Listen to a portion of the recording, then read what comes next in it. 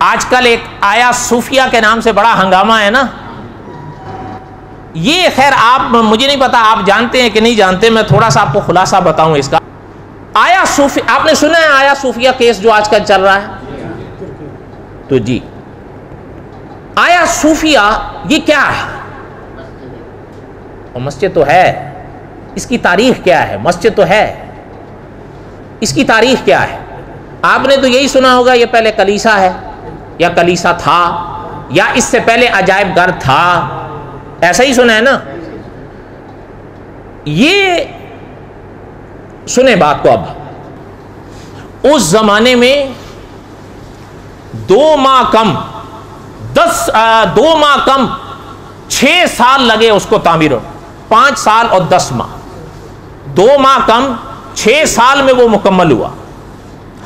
اور تاریخ دان بتاتے ہیں کہ اس زمانے میں 10,000 مزدور اس میں کام کرتے رہے, تب وہ جا کے قریب 6 سال میں تیار ہوا.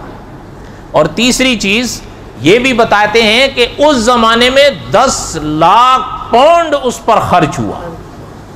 یعنی یہ آج کے زمانے کی بات نہیں ہے, یعنی یہ اس بات کو سمجھیے, آپ صلی اللہ علیہ وسلم کی پیدائش سے بھی پہلے کا یہ واقعہ ہے.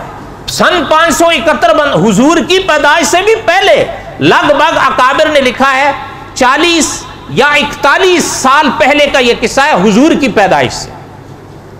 اچھا جب یہ بن گیا تو ان کی عقیدت اس کے ساتھ بابا, جیسے میں نے ابھی عرض کیا کہ آدھی عیسائی دنیا آیا صوفیہ کے ساتھ جڑ گئی تھی.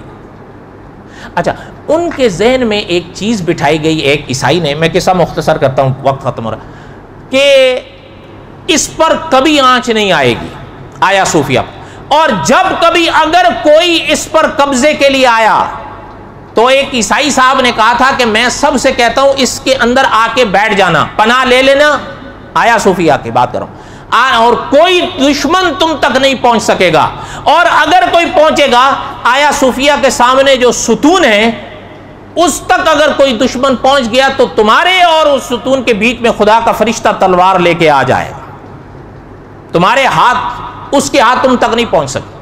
اچھا جب قصہ مختصر کریں کہ سلطان محمد فاتح مرحوم آئے, یہ جو قسطنطنیہ کی فتح کی پیش گوئی تھی آپ صلی اللہ علیہ وسلم کی, اللہ نے یہ نصیبہ حضرت سلطان محمد فاتح مرحوم کے نصیب میں رکھا تھا. جب وہ آئے, قصہ مختصر کریں, انہوں نے جب فجر کی نماز پڑھی, اپنا فجر کی نماز ادا کی. اچھا بادشاہ ہیں, فجر کی نماز پڑھا رہے ہیں, اور فجر کی نماز ادا کرنے کے بعد اعلان, جو تاریخ بتاتی ہے, انہوں نے اعلان کیا کہ آج اگر اللہ نے چاہا تو ظہر ہم آیا صوفیہ میں ادا کریں گے. اچھا وہ چلے, قصہ مختصر کر, وہ آئے تو تاریخ دان حضرات لکھتے ہیں کہ چونکہ وہ عیسائیوں میں یہ روایت تو چلی آ رہی تھی کہ جب بھی کوئی دشمن آیا تو سارے آیا صوفیہ میں آ جانا, تم تک کوئی نہیں پہنچا, وہ سارے چلے گئے جتنے ہوئے. حتیٰ کہ انگریز مورخ نے لکھا ہے کہ آیا صوفیہ کے دروازے بند کرنے مشکل ہو گئے. انہوں نے کہا اس مینار تک وہ پہنچیں گے فرشتہ آ جائے گا. خیر مینار تو دور کی بات, سلطان محمد فاتح مرحوم اور ان کی فوج اندر بھی آ گئی, خدا کا فرشتہ بھی نہیں آیا اور تلوار بھی نہیں آئی. بات سمجھ آئی؟